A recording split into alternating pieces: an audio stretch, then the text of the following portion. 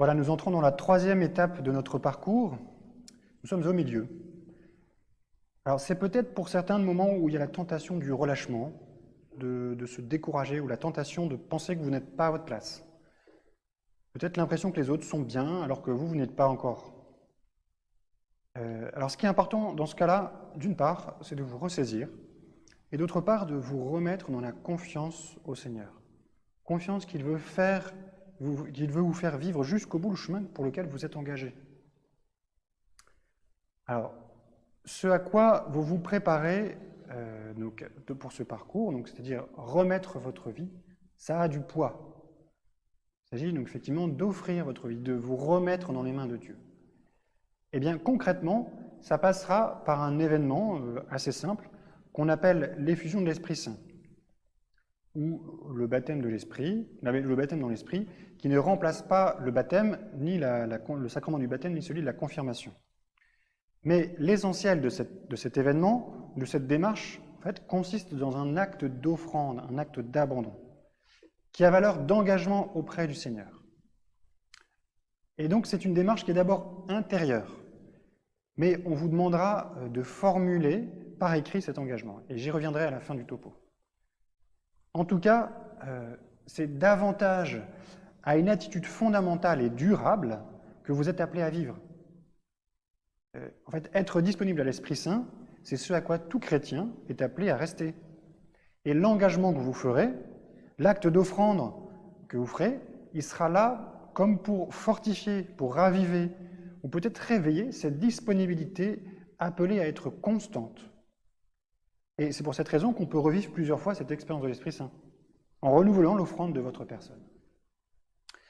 Alors peut-être que derrière, il pourrait y avoir quelques peurs, parce que vous allez remettre votre vie. C'est vrai qu'il y a un lâcher-prise, un acte d'abandon qui suppose la confiance en Dieu. Mais comme vous commencez à le comprendre, normalement, Dieu est déjà à l'intérieur de vous. Ça, c'est un motif de confiance. Dieu est en vous, il n'est pas extérieur, il ne s'oppose pas à vous, il est déjà en vous. Il vous porte. Mais tout l'enjeu, c'est de lui laisser la place, lui laisser la place. Et donc cette séance aura pour but de présenter les dispositions dans lesquelles il est bon d'être présent, d'être pour accueillir l'Esprit Saint, pour lui laisser la place, en fait. Et je soulignerai 3 grandes dispositions. La première, avoir un cœur de désir. La deuxième, être disponible à l'instant présent. Et la troisième, faire l'offrande de vous-même. Tout d'abord, avoir un cœur de désir. Alors on a déjà vu dans la première étape de notre parcours que l'expérience de l'Esprit Saint, tout comme l'expérience de la miséricorde, c'est une expérience passive. Il faut comprendre qu'on ne peut en aucun cas provoquer la venue de l'Esprit Saint. Nous-mêmes, ce n'est pas possible. Mais tout ce qu'on peut faire, nous, c'est créer les conditions qui nous rendent disponibles à la réception de l'Esprit Saint. Et en fait, c'est ce que les disciples, en tout cas les apôtres, ont vécu à l'Ascension, entre l'Ascension et la Pentecôte. Jésus, au moment où il les a quittés, il leur a dit d'attendre la venue de l'Esprit Saint. Il ne leur a pas dit combien de temps il fallait attendre, mais il leur a dit d'attendre. C'est ce qu'ils ont fait, ils ont attendu. Et derrière cette attitude d'attendre, il faut comprendre le fait d'être tendu vers. Et en fait, cette attente, elle est active.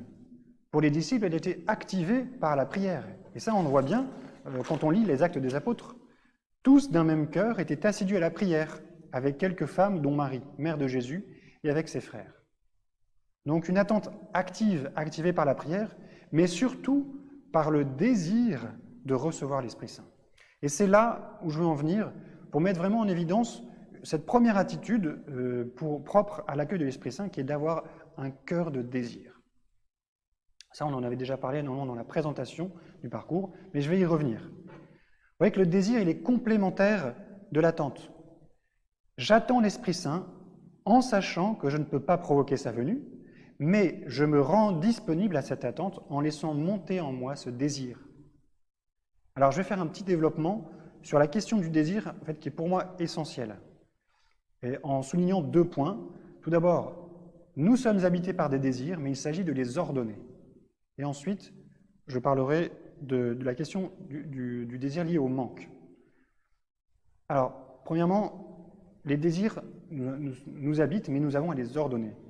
Et effectivement, on peut avoir une conception assez négative du désir, parce que, pour une part, nous avons des mouvements qui peuvent nous faire peur. Mais en fait, le désir en soi, c'est une force qui vous pousse en avant. Il y a un philosophe qui s'appelle Hegel qui a dit « Rien de plus grand dans le monde ne se fait sans désir, c'est-à-dire sans passion ». Mais à l'inverse, les philosophies ou les sagesses de vie qui chercheraient l'élimination ou la maîtrise totale du désir seraient en fait totalement inhumaines, malgré peut-être même une cohérence apparente. Je me souviens d'un de mes profs de philosophie au séminaire qui a eu l'occasion de côtoyer des penseurs athées, qui faisait la remarque que chez ces penseurs athées, la question du désir était vraiment problématique. C'est-à-dire qu'il y avait parfois, il y avait souvent chez eux un mépris, voire une négation du désir. Comme s'il fallait tout ramener à la dimension rationnelle ou intellectuelle. Mais le problème, c'est qu'avec cette conception de l'homme, en fait, on ampute l'homme d'une dimension fondamentale, qui est ce désir qui le met en avant. Alors, j'en viens à cette question des désirs au pluriel, qui habitent en vous, et en fait, qui viennent de différentes zones de votre être. Vous vous rappelez le schéma des zones de l'être, le corps, le psychisme, l'âme, et puis votre conscience. Eh bien, en fait, tout l'enjeu, c'est de bien percevoir d'où partent vos désirs. Dans quelle zone de votre être ces désirs vont s'enraciner? Est-ce que c'est un désir corporel, savoir un appétit? Est-ce que c'est un désir affectif, c'est-à-dire une tendance émotionnelle qui peut se manifester par la peur, la colère ou l'excitation, etc. Ou bien, est-ce que c'est un désir plus profond? Et c'est là où je veux en venir pour vous parler de trois grands désirs, des trois grands désirs profonds que tout homme et toute femme ont en eux. Il s'agit du désir d'aimer et d'être aimé, du désir de se donner et du désir de Dieu. Et vous voyez qu'une des grandes tâches que nous avons à faire, nous tous, c'est d'ordonner ces désirs pour qu'ils puissent faire grandir la vie. Et le problème, c'est que si les désirs qui nous mettent en route s'appuient sur un déséquilibre entre ces différentes zones de l'être, notre action sera mal ajustée. Elle risque d'être mauvaise. Par exemple, je désire tel objet, telle situation, peut-être telle personne, tout en sachant que c'est mauvais. Tout en sachant signifie mon intelligence le sait. Vous voyez qu'il y a différentes zones. Il y a des dimensions corporelles, mais aussi intellectuelles qui sont en concurrence. Mais j'écoute d'abord le mouvement du corps. Et en fait, je fais passer le désir corporel ou affectif avant l'intelligence ou la conscience. Et là, en fait, on se laisse gouverner par le corps ou les émotions. Donc l'enjeu, effectivement, d'ordonner tous ces désirs. Alors je passe à la deuxième remarque concernant le désir. Le désir est toujours lié à un manque. Alors, en fait, le désir, c'est la force qui m'attire vers la satisfaction de ce manque. Et si on reprend les trois désirs fondamentaux, à savoir le désir d'aimer et d'être aimé, le désir de se donner et le désir de Dieu, on comprend qu'au fond de nous sommes tous marqués par un manque d'aimer, d'être aimé, un manque de se donner et un manque de Dieu. Mais ces manques sont dynamisants. Et tant que Dieu n'est pas totalement installé au fond de nous-mêmes, eh bien, nous sommes en manque de Dieu. Saint Augustin l'a formulé magnifiquement dans ses Confessions, son livre qui s'appelle Les Confessions, qui sont un témoignage de tout son parcours de vie jusqu'à la conversion, jusqu'à sa propre conversion, et après aussi. Il nous dit « Tu nous as fait pour toi, Seigneur, et notre cœur est sans repos tant qu'il ne demeure en toi. » Alors, peut-être qu'en parlant de ce manque, en vous parlant de ce manque, vous pouvez vous dire pourquoi est-ce que moi, je ne sens pas vraiment ce manque? C'est peut-être le cas. Pourquoi est-ce que j'arrive aussi bien à oublier Dieu sans que ça me gêne? Moi-même, je me pose parfois cette question. Pourquoi est-ce que je préfère vivre à côté de moi une sorte d'existence au rabais, peut-être, alors qu'au-dedans de moi s'ouvre ce chemin d'aventure qui me rendrait totalement à moi-même et à Dieu? Eh bien, en fait, la réponse, elle se trouve en vous. C'est à vous de cultiver ces désirs profonds. N'ayez pas peur de les laisser monter, de laisser monter cette soif de Dieu. Et la parole de Dieu peut vous aider. Vous avez un beau psaume, que je vais vous lire les quelques versets du psaume 41, qui peut vous aider dans votre prière à faire remonter ce désir. Écoutez. « Comme un cerf altéré cherche l'eau vive, ainsi mon âme te cherche, toi, mon Dieu. Mon âme a soif de toi, le Dieu vivant. Quand pourrais-je m'avancer, paraître face à Dieu ?» En fait, c'est à vous de prendre soin de votre cœur, d'homme, de votre cœur de femme, avec tout ce qu'il porte, pour laisser jaillir ce qu'il y a de plus profond en lui. Je vous citerai encore un autre passage de la Bible, dans le livre des Proverbes, chapitre 4. « Par-dessus tout, veille sur ton cœur, car c'est de lui que jaillit la vie. » Et vous savez que ce qui favorise cette vigilance de cœur, et qui va d'ailleurs élargir votre cœur, qui va le former, qui va vous habituer, vous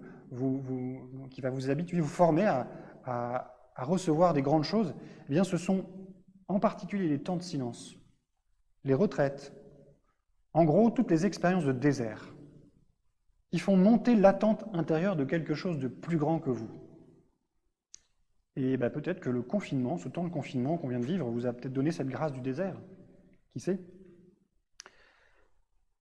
Alors j'en viens à cette deuxième disposition importante, fondamentale pour accueillir l'Esprit Saint, qui est de vivre l'instant présent. Vous voyez, pour avancer dans votre chemin avec le Seigneur, il faut savoir vivre au présent.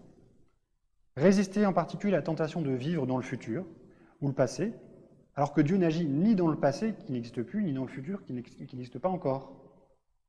En fait, Dieu ne peut agir que maintenant.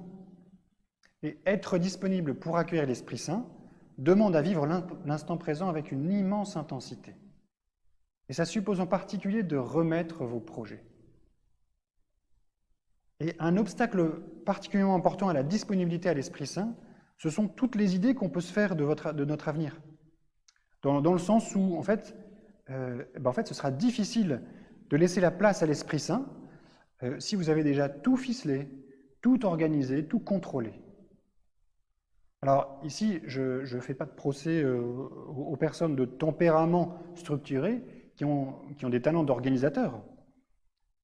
Parce qu'en fait, cette tendance à tout contrôler, elle se trouve chez tous les hommes, y compris chez les personnes dites flexibles, adaptables. Donc ici, ce n'est pas une question de tempérament. Mais pour préciser ce point, je vous propose de vous rappeler de cette histoire dans l'évangile de Luc, qui est une parabole, où on voit cet homme dont les terres ont beaucoup rapporté et qui se dit en lui-même « je vais construire des greniers pour jouir de l'existence jusqu'à la fin de mes années ». Pendant de nombreuses années. Et à cela, Jésus rétorque, en tout cas en désignant cet homme, d'insensé. Il lui dit « Insensé, cette nuit même, on va te demander ton âme. » Alors vous voyez, c'est quoi ici le problème ? Ce qu'il faut comprendre, c'est que votre âme, et au fond votre vie entière, a besoin d'être nourrie par quelque chose de plus grand que ce que vos propres moyens humains peuvent apporter. Ce que je veux pointer ici, c'est la limite de nos moyens humains, qui sont naturellement calculateurs. Notre esprit humain est logique, et il calcule naturellement. Mais ce n'est pas mauvais en soi. C'est aussi comme ça que vous pouvez assumer vos responsabilités. Et il y aurait d'ailleurs un risque à rejeter le minimum d'anticipation qui est de votre responsabilité et d'entrer dans une sorte de quiétisme malsain où vous attendriez tout du ciel. Vous voyez bien que s'il s'agit de chercher du travail, ou de trouver un stage, ou de préparer vos examens, si vous n'anticipez pas un minimum, il y a de fortes chances que, quand vous soyez au pied du mur, ça ne soit pas très très paisible.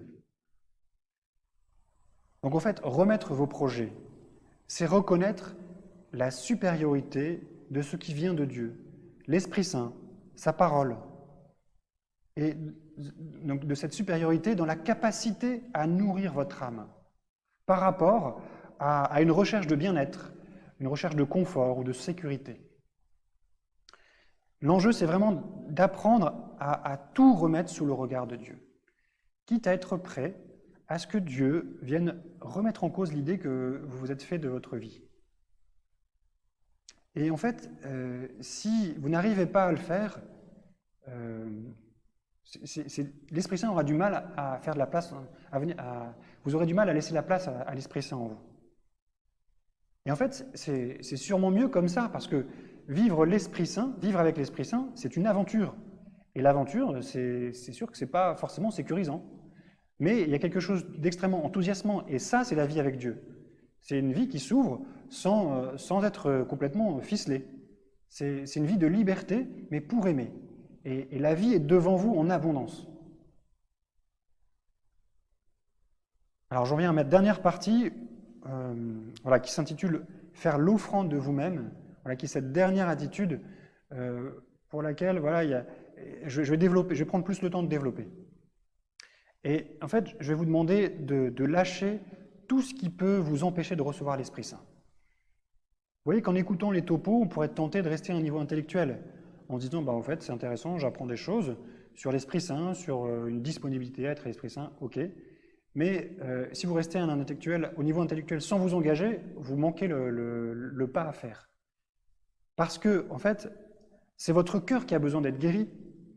Et cette guérison, elle se fera par un engagement qui se concrétisera par l'offrande de vous-même.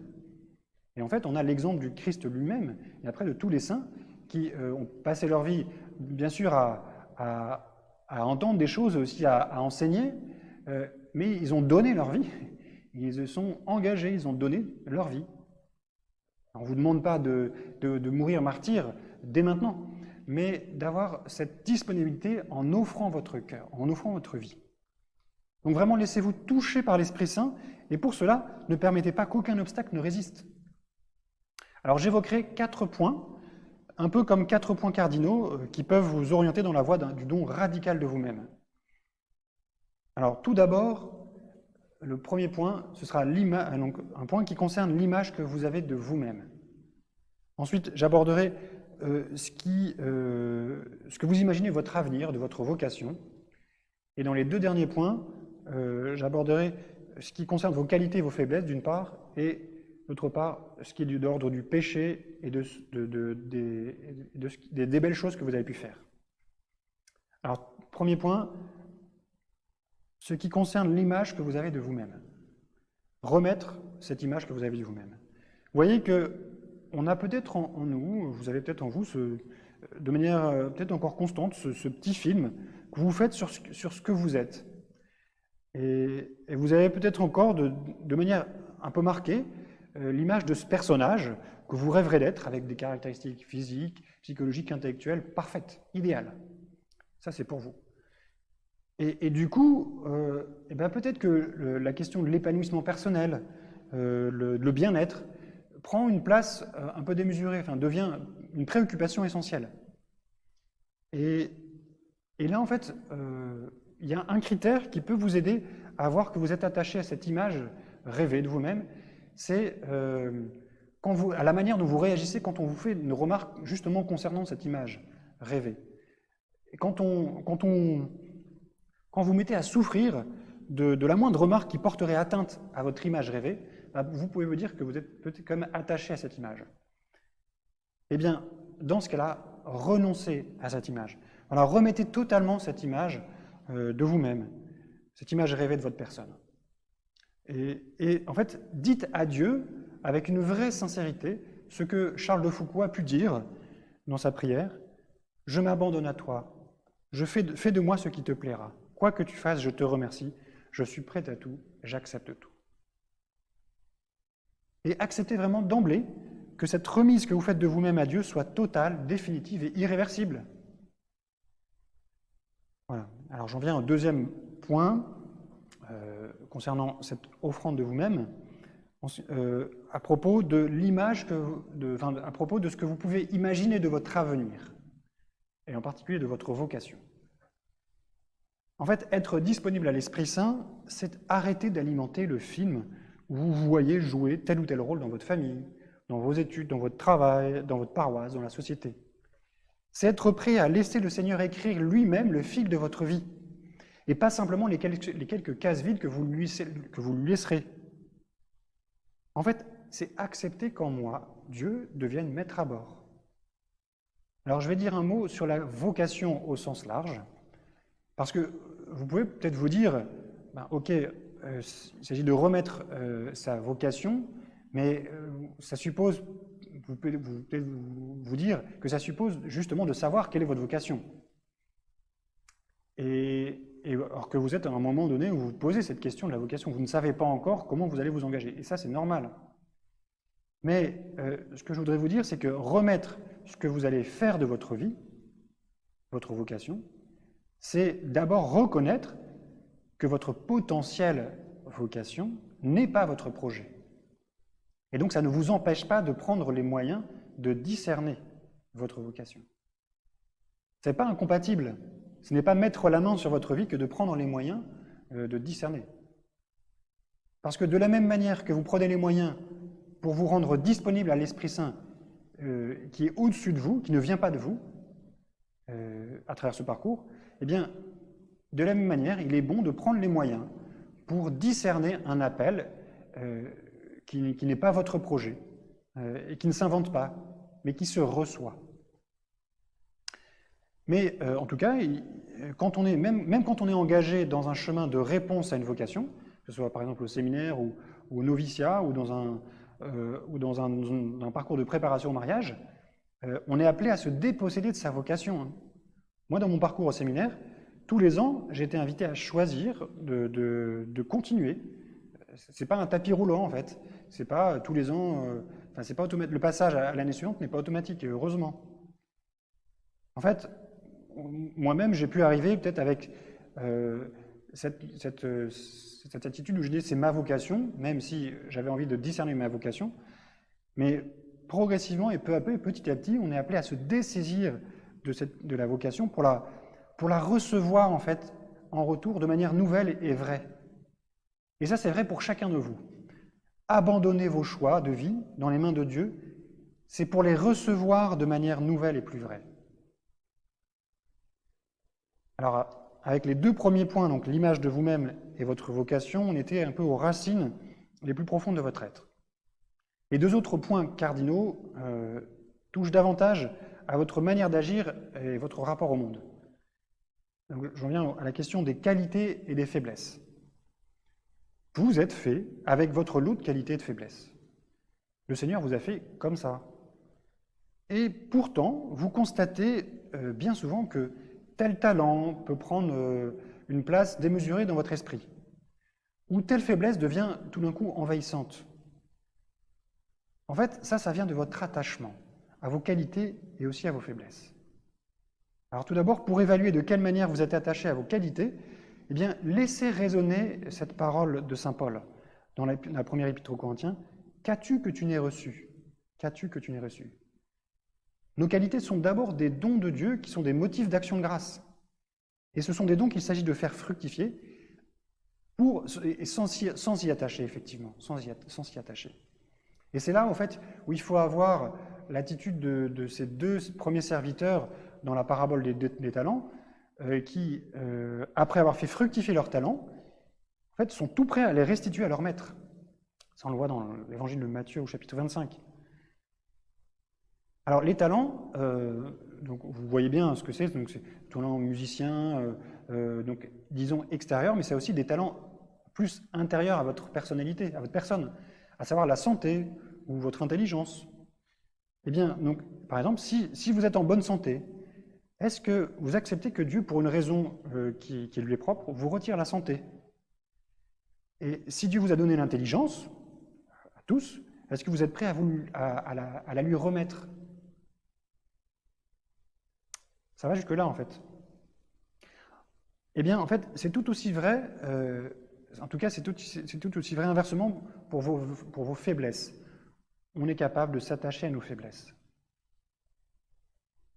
Et c'est comme ça que peut-être une faiblesse peut être facilement devenir une bonne excuse pour ne pas vous engager dans tel ou tel acte bon. Vous pouvez très bien vous cacher derrière l'une de vos faiblesses qui peut être assez vite devenir confortable. Alors qu'au fond, en fait, le Seigneur vous permet de porter cette faiblesse sans qu'elle vous accable. Et c'est là où il ne faut pas oublier que vos faiblesses, encore plus que vos richesses, ont justement pour vocation de révéler la gloire de Dieu.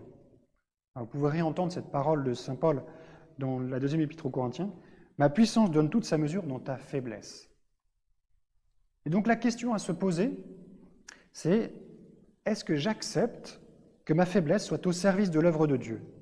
Autrement dit, est-ce que j'accepte précisément que Dieu s'en serve? Ou alors est-ce que je me replie sur elle? Alors j'en viens au 4e point, concernant le péché que vous pouvez commettre et même le bien que vous pouvez faire. Alors on ne pourra pas aller jusqu'au bout de la disponibilité à l'Esprit Saint si on ne renonce pas dans un abandon radical au Seigneur, qui attend tout de nous, si on ne renonce pas à notre propre péché. Alors là, je voudrais simplement pointer aujourd'hui peut-être ce péché qui en vous est récurrent et qui paralyse. Et vous paralyse pourquoi? Parce que vous en avez profondément honte, ou parce qu'il vous tient enchaîné par un mécanisme addictif. Et en fait, il vous paralyse parce que vous désespérez peut-être de le vaincre. Eh bien, remettez ce péché au Seigneur, abandonnez-le. Alors, vous ne savez pas, et moi non plus, je ne sais pas ce qui se passera, ce qui se produira quand vous le remettrez. Peut-être que par la grâce de Dieu, peut-être que par l'action de l'Esprit Saint, et parce que vous serez rendu disponible à l'Esprit Saint, eh bien, le Seigneur permettra que vous en soyez libérés. Mais peut-être qu'il permettra simplement que ce péché contre lequel vous continuerez à lutter ne soit pas simplement un obstacle à la grâce. Voilà, le péché n'empêche pas la grâce d'agir. Mais d'une manière générale, le point c'est ne restez pas seul avec votre péché. Parce qu'il y a une tentation inhérente au péché de vouloir le cacher, parce qu'on en a honte. Mais le risque c'est de s'y attacher justement, de s'y habituer, et finalement de ne plus vouloir ou de ne plus croire que vous pouvez vous convertir, ou plutôt que le Seigneur vous donnera tôt ou tard la force pour le vaincre. Vous vous souvenez que le Seigneur nous dit qu'il ne nous permettra pas que nous soyons tentés au-delà de nos forces. Ça, c'est le Seigneur qui nous le dit. Mais voilà, ce qui est vrai du péché est vrai aussi pour le bien qu'on fait. On peut s'y attacher. Et un exemple, c'est par rapport au service, par exemple. Un service qui vous serait confié et qui vous fait du bien, et en plus, qui fait du bien autour de vous. La question que vous pouvez vous poser, c'est est-ce que vous seriez prêt à vous en dessaisir? Est-ce que vous seriez prêt, si on vous le demande, à abandonner ce service, quitte à voir se perdre le bien que vous faisiez? Ça va jusque-là. Alors, je vais conclure à travers 2 remarques pour dire tout d'abord que ce qu'on vient de dire pourrait se résumer en un mot très important qui vient de la spiritualité ignatienne et qui s'appelle la sainte indifférence.